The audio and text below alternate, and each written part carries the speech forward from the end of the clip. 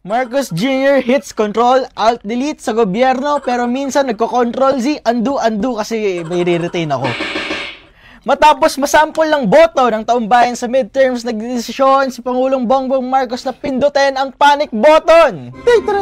Rich kid panic button. Esther, reset button pala.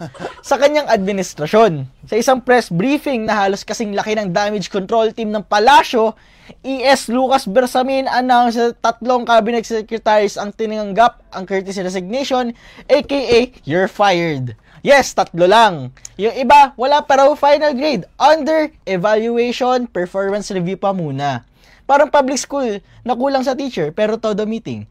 Parang teacher ko na binabagsak ko kapag lagi yung pinapagalitan. Oo. 'Di ba? Ganun lang 'yun. Hindi siya malinaw 'di ba? Parang kahapon pumutok yung balita. Na parang wala man lang metrics, wala man lang solid understanding kung bakit siya tinanggal. At saka parang naman yung ibang secretary na good performing. Meron nga doon isang secretary, bro, kakapasok lang. Hello, goodbye. Hello, goodbye. Less than 2 weeks in yan, you're out. Di ba? That's a blanket move, bro, na parang the net actually had very small holes. No, na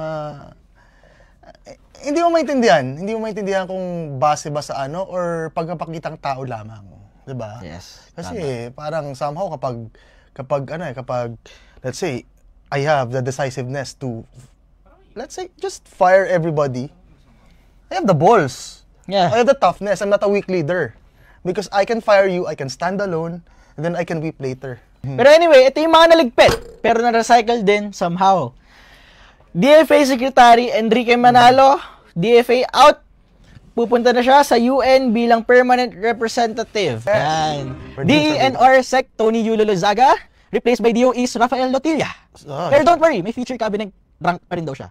Magpapahinga lang daw. Yeah. Let her rest, sabi nga. At naman, DSUD Secretary Jerry Acuzar aalis din. Pero papasok sa bagong telenovela bilang Presidential Advisor on Pasig River Development. Ang papalit sa kanya, Housing USEC, promoted. Jose Ramon Aliling, promoted from understudy to main cast. Aliling. Aliling yan, si Aliling. Pasok na siya.